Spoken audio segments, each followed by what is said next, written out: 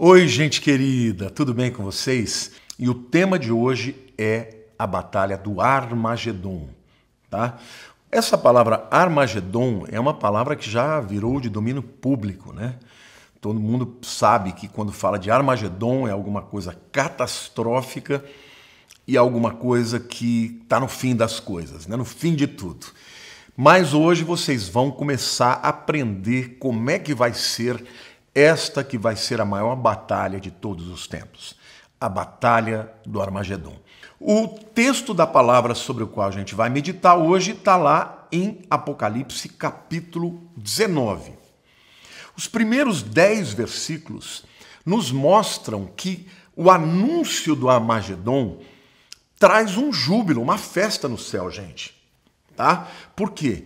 Porque nos primeiros 10 versículos a gente vê a apresentação da noiva de Cristo. É como o casamento do Cordeiro com a sua noiva vai acontecer antes do Armagedon aqui embaixo, tá? Então vamos ler lá Apocalipse 19, versos 1 a 10. Depois dessas coisas, ouvi no céu uma como grande voz de numerosa multidão dizendo: Aleluia! A salvação e a glória e o poder são do nosso Deus, porquanto verdadeiros e justos são os teus juízos. Pois julgou a grande meretriz, a Babilônia, que corrompia a terra com a sua prostituição, e das mãos dela vingou o sangue dos seus servos. Aqui está se referindo à destruição das duas Babilônias, a Babilônia religiosa e a Babilônia política e econômica, né? Pois julgou a grande meretriz que corrompia a terra com a sua prostituição, e das mãos dela vingou o sangue dos seus servos. Segunda vez disseram, Aleluia, e a sua fumaça sobe pelos séculos dos séculos. Os 24 anciãos e os 4 seres viventes prostraram-se e adoraram a Deus, que se acha sentado no trono, dizendo, Amém, Aleluia. Saiu uma voz do trono exclamando, Dai louvores ao nosso Deus, todos os seus servos, os que o temeis, os pequenos e os grandes. Então ouvi uma como voz de numerosa multidão. É todo o povo de Deus lá, glorificando e falando junto, como de muitas águas e como de fortes trovões, dizendo, Aleluia, pois reina o Senhor, o nosso Deus, o Todo-Poderoso. Alegremo-nos, exultemos e demos-lhe a glória, porque são chegadas as bodas do Cordeiro, cuja esposa a si mesmo já se ataviou, pois lhe foi dado vestir-se de linho finíssimo. Então, é aquele momento de antecipação do casamento, E Deus começa a ser adorado, Deus começa a ser louvado, os 24 anciãos, os 4 seres viventes, uma multidão de crentes ali na presença de Deus, antecipando o momento do casamento do Cordeiro e a noiva, A noiva de Cristo, que é a igreja, sendo apresentada, como ataviada, vestida de linho finíssimo, de linho resplandecente e puro, porque o linho finíssimo são os atos de justiça dos santos. Então me falou o anjo, escreve, bem-aventurados, felizes, aqueles que são chamados à ceia das boas do Cordeiro. Vai ser uma festança, gente. E acrescentou, são estas as verdadeiras palavras de Deus. Prostrei-me ante aos seus pés para adorá-lo. Ele, porém, me disse, vê, não faças isso. Sou conservo teu e dos teus irmãos que mantêm o testemunho de Jesus. Adora a Deus, pois o testemunho de Jesus é o espírito da profecia. Quanta verdade a gente aprende aqui, gente. Quando João ele está diante de um anjo poderoso, resplandecente, ele não aguenta ficar de pé, ele se prostra. E o anjo fala para ele, não faz isso não. Não se prostre perante mim, adora somente a Deus. E aqui a gente tem que aprender uma lição, gente. Ninguém neste mundo é digno de adoração a não ser o Deus Pai, Deus Filho e o Deus Espírito Santo. Ninguém. Não adore pastores, não adore líderes, não adore líderes políticos, não adore. Adorar significa se render, se prostrar, entregar a nossa vida em reconhecimento que dependemos dele. Não dependa de influencers, de pessoas no YouTube, no Instagram. Gente, todo ser humano pecador, como eu e como você, adora a Deus. O anjo poderoso fala, eu sou conservo com você e com os irmãos. Ou seja, eu sou servo de Deus, servo com vocês diante de Deus, adore somente a Ele. E aí ele fala assim, adora a Deus, pois o testemunho de Jesus é o espírito da profecia. O que é que esse anjo está dizendo, gente? Que quando a palavra ter testemunho, tá? No Novo Testamento grego é martis, é aquele indivíduo, esta palavra acabou originando a palavra que nós temos no nosso vernáculo, né, no português, como mártir. Aquela pessoa que por causa da sua fé é capaz de morrer. Então, o que o anjo está dizendo para João e para todos nós que somos crentes, que nós devemos testemunhar a respeito de Jesus e adorá-lo, nos rendermos a Ele e somente a Ele em qualquer circunstância, porque esse testemunho que vai até as últimas consequências é de verdade o espírito da profecia. Quando um crente, quando você se levanta para adorar a Deus, para resistir ao inimigo, para resistir aos avanços de Satanás, do espírito do anticristo, a tua vida de testemunho se torna um marco profético na sua geração. Então, gente, os céus rejubilam, porque quando está chegando a hora do Armagedon, é a hora em que o anticristo vai ser derrotado, em que todos os arrogantes da terra vão ser derrotados, em que todos os homens poderosos desse mundo vão ser derrotados diante daquele que era, que é e que sempre haverá de ser, diante de Yeshua HaMashiach, diante de Jesus, o Senhor, o Salvador, o Rei dos Reis, o Rei de todo o universo. Então a igreja e os anjos e os seres viventes, eles estão esfregando a mão, glorificando a Deus, não se contendo em júbilo, porque chegou a hora. Então, enquanto na terra, meus queridos, o pau vai comer, nos céus o júbilo e a plenitude da alegria do Senhor se manifesta entre todos, porque é a antecipação do casamento do Cordeiro com a sua noiva. Aleluia, gente! Eu quero dizer também que este momento, ele nos mostra, em segundo lugar, a apresentação desse evento, celebrada com o uso da palavra que mais expressa louvor no céu. Aleluia! Em nenhum outro lugar, olha que coisa extraordinária, em nenhum outro lugar do Novo Testamento esta palavra é usada. Então, na verdade, a palavra aleluia, ela é reservada para um momento extremo. Hallel, no hebraico, significa louvar, engrandecer.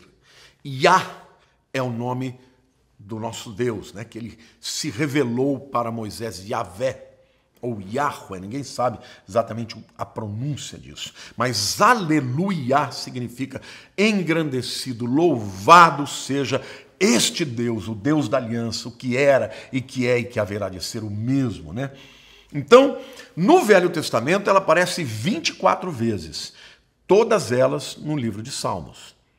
Mas é uma palavra poderosa, gente. A gente não pode banalizar uma palavra assim.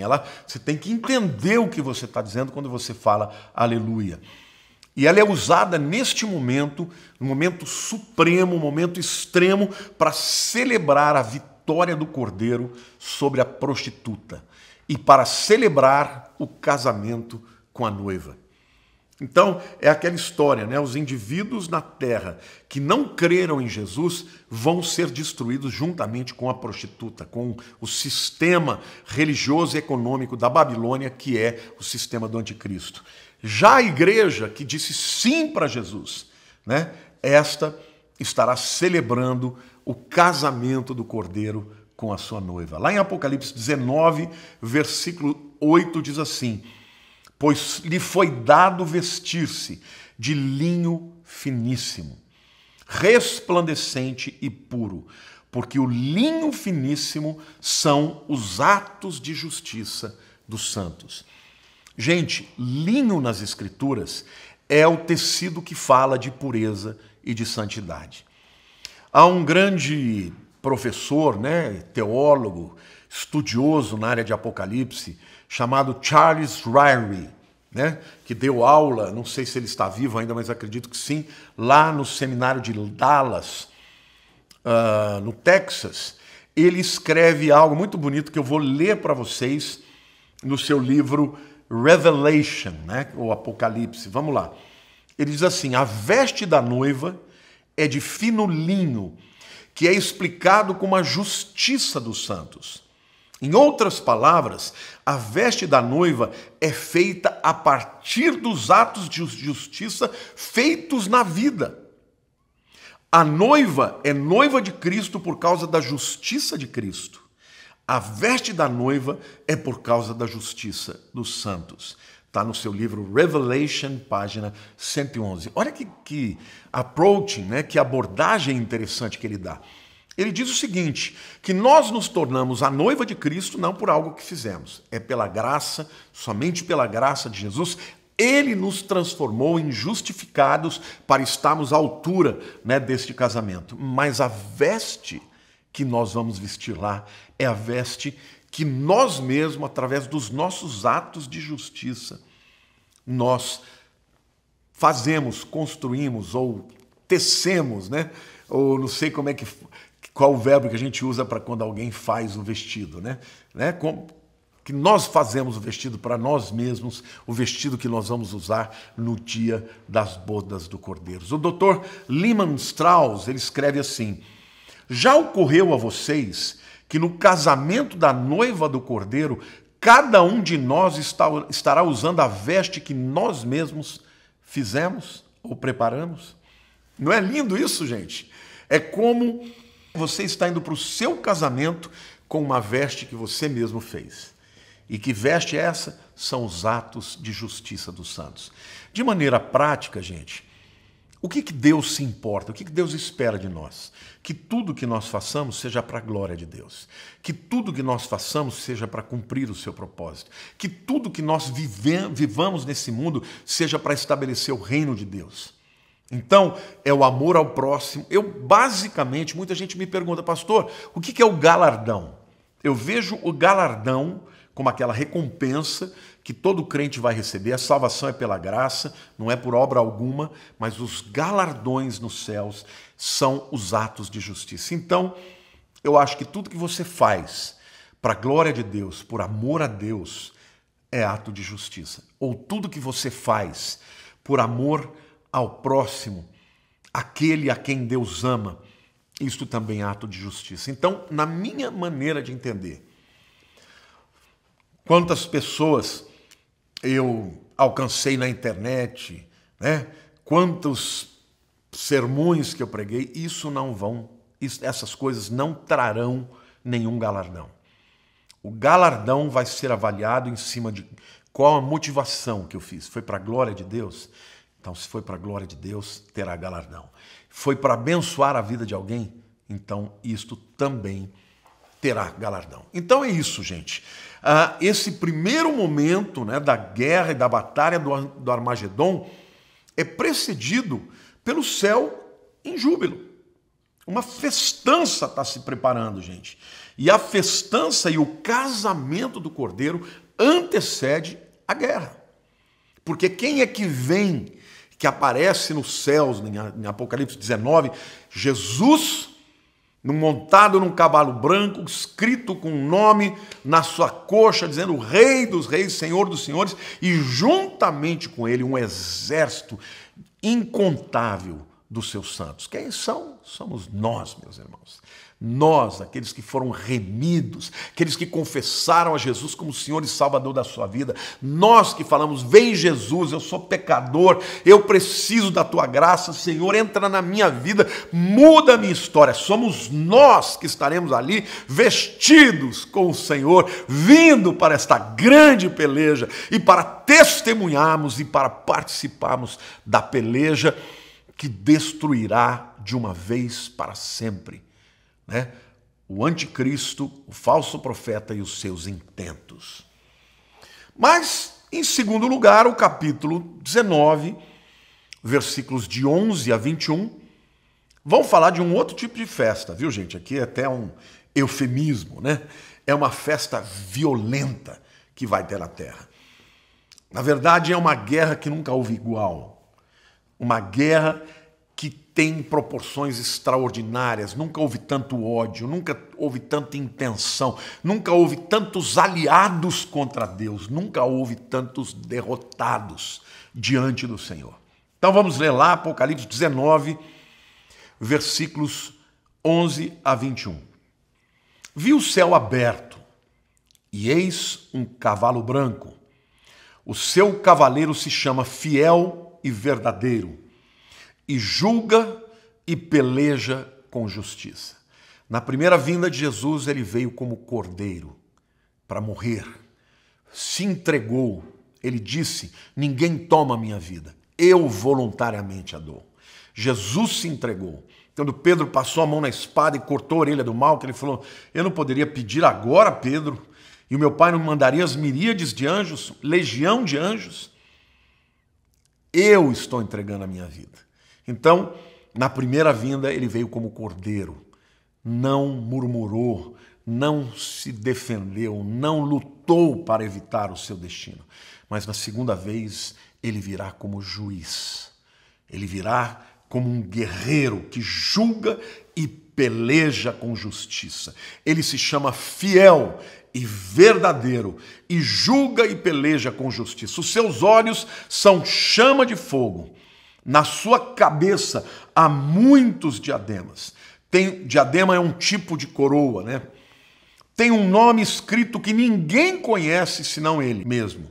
Está vestido com um manto tinto de sangue. Tinto de que sangue, gente? Não é o sangue das pessoas, porque ele ainda nem desceu para a peleja. É tinto do seu próprio sangue. Aqui, para mim, fica evidente, gente. Evidente, porque quando Jesus ele aparece, né, lá em Apocalipse, capítulo 4, 5, quando ele aparece diante das pessoas que estão ali no trono branco, a Bíblia diz que é anunciado o leão da tribo de Judá, mas quando aparece, ele vem como um cordeiro tendo sido morto. Então, eu creio que a aparência de Jesus será refulgente, brilhante, poderosa, soberana, mas a sua veste será salpicada de sangue, para que fique claro para todos os tempos eternos que Ele é o Salvador, Ele é o sacrifício perfeito, Ele morreu para que nós pudéssemos viver, Ele se entregou para que nós não fôssemos para o inferno. Meu querido, Ele aparecerá glorioso, montado no seu cavalo branco, mas a sua vestimenta salpicada de sangue, oh aleluia!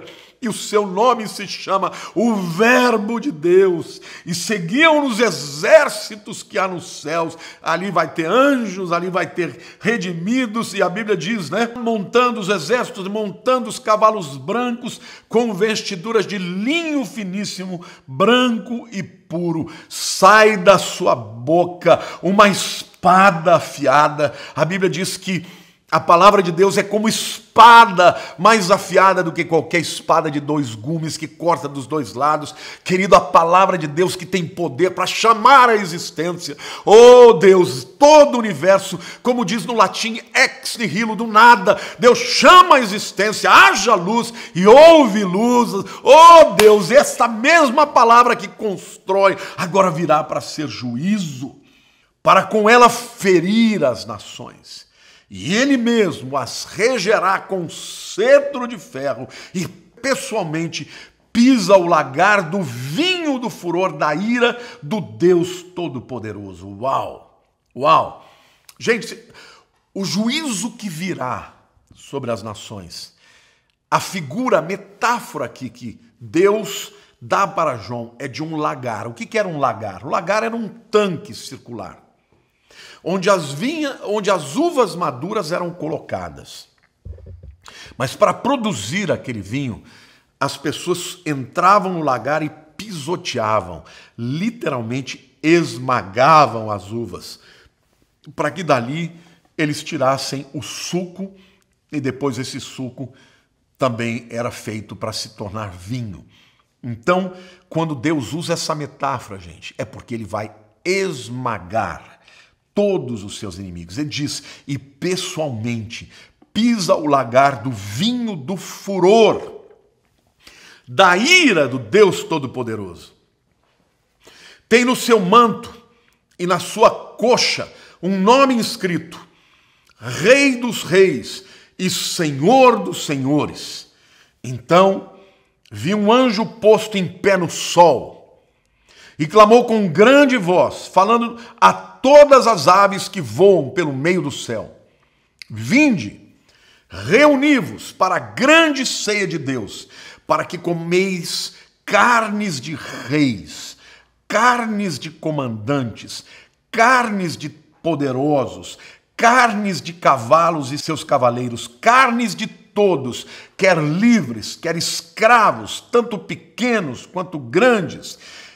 E aqui, gente, fica claro que no momento desta guerra, no momento em que Jesus vier, não vai ter tempo para ninguém enterrar ninguém. Os inimigos de Deus vão ser mortos instantaneamente.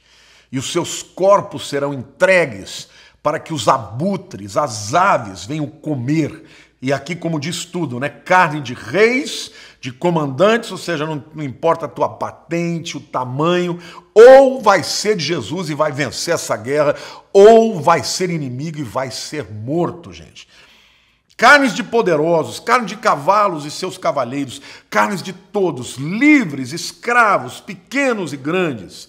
E vi a besta e os reis da terra, com os seus exércitos congregados para pelejarem contra aquele que estava montado no cavalo e contra o seu exército. A besta, o anticristo, vai reunir os seus exércitos do mundo inteiro em Jerusalém para destruir o povo de Deus. Mas a besta foi aprisionada e com ela o falso profeta, que com os sinais feitos diante dela seduziu aqueles que receberam a marca da besta e eram os adoradores da sua imagem. Então aqui fica claro, gente, que são duas bestas. A besta que surgiu do mar, o anticristo, e a besta que surgiu da terra, o falso profeta. Eles vão ser lançados no lago de fogo vivos. Os demais vão ser mortos, gente. Tá? Agora, os dois, a besta e o falso profeta, foram lançados vivos dentro do lago de fogo que arde com enxofre. Lago de fogo no original é Geena. Eles são os dois primeiros moradores definitivos do lago de fogo. Todo mundo que morre hoje, os que morrem em Cristo vão para o paraíso, o terceiro céu. Os que morrem sem Cristo vão para o Hades ou para o Seol, aquele lugar, o lugar dos mortos, em que as pessoas aguardam o juízo final. Mas nesse momento, os mortos que foram mortos por Jesus vão estar no Hades ou Sheol, mas a besta, o anticristo e o falso profeta já serão lançados vivos dentro do lago de fogo que arde com enxofre. Os restantes foram mortos com a espada que saía da boca daquele que estava montado no cavalo. E todas as aves se fartaram das suas carnes. Aqui, gente, fica claro. Durante os 7 anos de tribulação, já morreu mais de metade da população do mundo. Muito mais da metade. Alguns chegam a afirmar que nessa hora só terá sobrado 1/3, né? Vai morrer primeiro 1/4, depois 1/3, somando tudo da metade, fora os que morrem das doenças, das pragas, dos terremotos e maremotos, dos que morrem por falta de água, ou seja, Nesse momento, talvez aí nós tenhamos na humanidade uma questão aí de 3 bilhões de pessoas vivas no mundo, todas sem exceção, que não tiverem aceitado a Jesus morrerão. Neste momento, neste ato, esta guerra não será uma guerra que o inimigo vai fight back, né? Não vai lutar de volta, muito pelo contrário. Não vai ter chance, é pela palavra, é Jesus soberano, Rei dos reis, Senhor do Senhor, não tem apelação. O homem já teve todas as oportunidades da vida. O Deus de misericórdia agora vai exercer juízo. E o juízo será exercido pela sua palavra. De novo, gente, lá no Gênesis, Satanás levou o homem a questionar a palavra, e ali ele morreu fisicamente, primeiro espiritualmente, depois fisicamente. Ao longo de toda a história da humanidade, Satanás questionando a palavra de Deus. Agora, na hora final, o juízo de Deus virá pela espada que sai da sua boca, que é a palavra.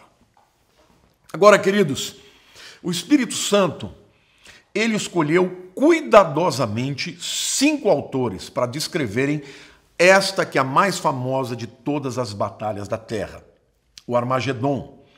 Quem são esses autores que falam desse tempo e desta batalha? Davi, Isaías, Joel, Zacarias e o apóstolo João aqui em Apocalipse. Eu vou ler alguns textos para vocês que dizem respeito a esta batalha e talvez você nunca tenha sabido disso, mas vai saber a partir de agora. Salmo 2, versos 1 a 5 diz assim: Porque se enfurecem os gentios e os povos imaginam coisas vãs, os reis da terra se levantam e os príncipes conspiram contra o Senhor e contra o seu ungido. Veja, isso nunca houve na história, gente. Quando Jesus foi morto em Jerusalém, ele foi morto, né, a priori pelos romanos e pelos judeus. Mas aqui diz que não, que os reis da terra se levantam e os príncipes conspiram contra o Senhor e contra o seu ungido, dizendo: rompamos os seus laços e sacudamos de nós as suas algemas. Ri-se aquele que habita nos céus, o Senhor zomba deles. Na sua ira, a seu tempo, lhes há de falar, e no seu furor os confundirá. Aqui nós estamos falando de Davi escrevendo este salmo 1000 anos antes de Cristo e pelo menos 3000 anos antes da batalha do Armagedon.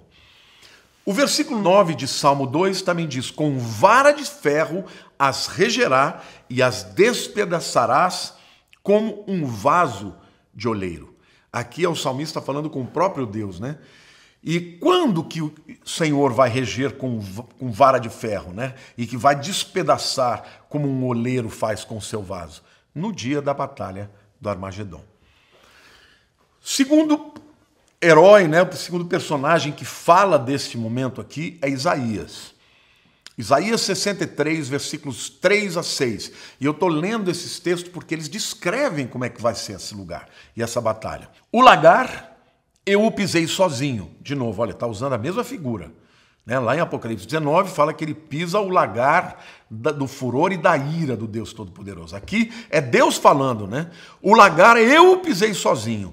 E dos povos nenhum homem se achava comigo. Pisei as uvas na minha ira, no meu furor as esmaguei, e o seu sangue me salpicou as vestes e me manchou o traje todo. Quer dizer, num primeiro momento Jesus vai estar salpicado com o seu próprio sangue, mas depois as suas vestes também estarão salpicadas com o sangue dos inimigos, né? Aí diz, e me manchou o traje todo, porque o dia da vingança me estava no coração, e o ano dos meus redimidos é chegado. Olhei e não havia quem me ajudasse, e admirei-me de não haver quem me sustivesse, pelo que o meu próprio braço me trouxe a salvação, e o meu furor me susteve. Na minha ira pisei os povos, no meu furor embriaguei-os, derramando por terra o seu sangue. Olha o que o Senhor está dizendo, que neste tempo, gente, os povos todos estarão contra Cristo. Muito poucos serão aqueles vivos, né, que estarão ali firmes com o Senhor. A grande maioria já foi morta e está, nesse momento, na presença do Senhor, né?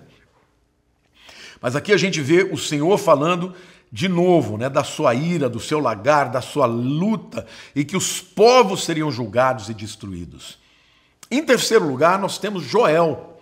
Joel capítulo 3, versículo 2 e depois 9 a 16. Congregarei todas as nações e as farei descer ao vale de Jehoshafat, ou Josafá, que significa o Senhor julgará. O vale de Jehoshafat, ou Josafá, é também chamado do vale de Cedron, que é um vale que fica ali entre o Monte das Oliveiras e ali a esplanada do templo, né, o Monte Moriá. Então ele diz, eu os congregarei, todas as nações, e farei descer ao vale de Josafá, e ali entrarei em juízo contra elas por causa do meu povo e da minha herança, Israel, a quem elas espalharam por entre povos, os povos repartindo a minha terra entre si. Olha aqui, gente, isso aqui é muito sério. Sabe o que Deus está falando? Deus está falando que vai julgar todas as nações da época que estão querendo pegar o território de Israel e repartir para as outras nações. Deus está falando, eu vou julgá-las, porque vocês fizeram isso. Porque quiseram entrar na terra que eu dei para o meu povo escolhido e vocês quiseram dividi-la. Então toma cuidado quando você se levanta contra o povo de Deus e principalmente nessas questões. Não, isso tem que deixar os palestinos. Aquela terra Deus deu para o povo de Israel, irmãos. Não adianta vir com balela, interpretação nova. É assim e ponto final. E quem for contra isso vai ser julgado. E Joel capítulo 3, versos 9 a 16, continua dizendo, proclamai isso entre as nações, apregoai guerra santa e suscitai os valentes. Cheguem-se, subam todos os homens de guerra, forjai espadas das vossas relhas de arado e lanças das vossas podadeiras. Diga ao fraco, eu sou forte, apressai-vos e vinde, todos os povos em redor, e congregai-vos para ali. Ó Senhor, faze descer os teus valentes, levantem-se as nações e sigam para o vale de Josafá, porque ali me assentarei para julgar todas as nações em redor. Lançai a foice, porque está madura a seara, vinde, pisai, porque o lagar está cheio, os seus compartimentos transbordam, ou seja, o vinho da ira já está transbordando, porquanto a sua malícia é grande, multidões, multidões no vale da decisão, porque o dia do Senhor está perto, no vale da decisão, o sol e a lua se escurecem, e as estrelas retiram o seu resplendor, o Senhor brama de Sião, e se fará ouvir de Jerusalém, e os céus e a terra tremerão, mas o Senhor será o refúgio do povo, e a fortaleza dos filhos de Israel. Gente, que coisa extraordinária. Todas as nações, os aliados do anticristo, né? Os que vêm do Oriente, como China, os islâmicos, os que vêm do norte, todas as nações congregadas ali para destruir Israel, e ali o Senhor será o refúgio do seu povo e a fortaleza dos filhos de Israel. O povo de Israel nessa hora vai clamar a intervenção de Deus, e Deus dos céus os ajudará quando Cristo vier na batalha do Armagedon. A quarta personagem é Zacarias, o profeta Zacarias, no capítulo 14, versículos 2 a 4, ele diz assim, pois eu ajuntarei todas as nações para a peleja contra Jerusalém. Vejam, todas, é o mundo inteiro contra uma nação. E a cidade será tomada, e as casas serão saqueadas, e as mulheres forçadas, ou seja, antes de Jesus aparecer nos céus, o povo de Israel vai estar desesperado, gente. Mulheres violentadas, estupradas, as terras saqueadas, metade da cidade sairá para o cativeiro, mas o restante do povo não será expulso da cidade. Então sairá o Senhor e pelejará contra essas nações, como pelejou no dia da batalha. Naquele dia estarão os seus pés sobre o Monte das Oliveiras, que está de fronte a Jerusalém. Estou arrepiado. Para o Oriente, o Monte das Oliveiras será fendido pelo meio, para o Oriente e para o Ocidente, e haverá um vale muito grande. Metade do monte se apartará para o norte e outra metade para o sul. Uau! E o versículo 12 de Zacarias 14 diz assim, esta será a praga com que o Senhor ferirá a todos os povos que guerrearem contra Jerusalém. A sua carne se apodrecerá, estando eles de pé. Apodrecer-se-lhes-ão os olhos nas suas órbitas e lhes apodrecerá a língua na boca. Então, gente, isso aqui vai acontecer o seguinte. Os exércitos vão invadir Jerusalém, vão invadir também ao norte, né, o vale de Jezreel, onde está o Harmagedon, né, Har Megiddo. Har é montanha, né, e Megiddo, a montanha de Megido, e o vale de Jezreel. Mas eles vão chegar em Jerusalém e vão sitiar Jerusalém, vão saquear as casas, vão violentar as mulheres, vão levar pessoas cativas. E quando parece que a vitória deles é cabal, é nessa hora que o Senhor vem, aparece no céu com a espada da sua boca, pisa o monte das oliveiras, vai haver um grande terremoto, vai fender o monte, porque muita gente fala, mas pastor, como é que o Vale de Josafá vai caber todas as nações que estarão ali? Esse terremoto vai dividir mesmo o monte para a direita e para a esquerda, né, para o oriente e para o ocidente, e vai ficar um grande vale, e neste vale todas as nações que se congregaram ali para destruir Israel vão ser julgadas no vale de Jehoshafat. O Senhor julgará. Então, gente, quem vai intervir para salvar Israel? Não vão ser os americanos, porque os americanos sempre deram respaldo para Israel.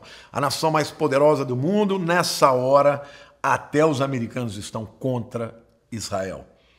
E nessa hora, quem defenderá Israel é o próprio Senhor, meus irmãos. E a Bíblia diz que esses inimigos terão um juízo tão tremendo que eles vão apodrecer, o corpo deles vai apodrecer imediatamente, não é isso? A língua vai apodrecer na boca, os olhos na órbita, alguns chegam até a dizer que vai ser uma explosão atômica. Gente, explosão atômica o homem descobriu, mas quem faz explosão atômica é Deus, é Ele quem divide o átomo, né? Vai ser isso, e eu acho que o resultado vai ser parecido com uma bomba atômica, bomba de hidrogênio, que não vai sobrar nenhum dos inimigos, só que será seletiva, né? Não vai matar nenhum crente, nenhum do povo de Deus, vai matar todos os demais. E o último personagem é o próprio João, que descreve em Apocalipse 19, mas descreve também em Apocalipse 14, versos 14 a 20, quando ele diz, olhei, e eis uma nuvem branca, e sentado sobre a nuvem, um semelhante a filho de homem, tendo na cabeça uma coroa de ouro, e na mão uma foice afiada. Outro anjo saiu do santuário, gritando em grande voz para aquele que se achava assentado sobre a nuvem. Toma tuas foices e ceifa, pois chegou a hora de ceifar, visto que a seara da terra já amadureceu.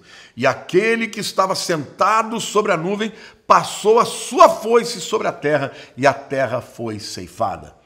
Então saiu do santuário, que se encontra no céu, outro anjo, tendo ele mesmo também uma foice afiada. Saiu ainda do altar outro anjo, aquele que tem autoridade sobre o fogo, e falou em grande voz ao que tinha a foice afiada, dizendo, toma tua foice afiada e ajunta os cachos da videira da terra. Desculpe, gente, eu falei lá no começo, né, que esse daqui era Jesus. Não, ele é semelhante ao filho de homem, mas ele é um anjo, tá? Porque esse daqui, ele recebe a ordem de alguém para dizer o que ele tem que ceifar. E Jesus não recebe ordem de ninguém, tá? Então, toma tua foice afiada e ajunta os cachos da videira da terra, porquanto as suas uvas estão amadurecidas. Então o anjo passou a sua foice na terra e vindimou a videira da terra e lançou-a no grande lagar da cólera de Deus.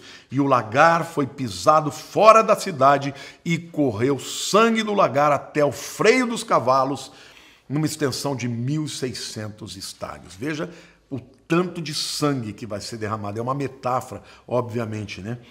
Apocalipse 16 também diz assim, então os ajuntaram no lugar que em hebraico se chama Armagedon, Har Megiddo, né? Gente, eu apresentei para vocês aqui só o início. A festa nos céus, festa de júbilo por causa do casamento do Cordeiro. E apresentei para vocês como é que esta batalha vai se preparar e falei de Jesus vindo como juiz como Senhor para destruir os inimigos de Israel e os colocando diante do vale da decisão. O vale de Jehoshafat. Então, meu querido, se você está vivendo um momento de lutas, de batalhas, levante a cabeça, como diz Jesus, ergue os vossos olhos, porque próxima está a sua redenção. Aleluia. Deus te abençoe. Um beijo grande no teu coração.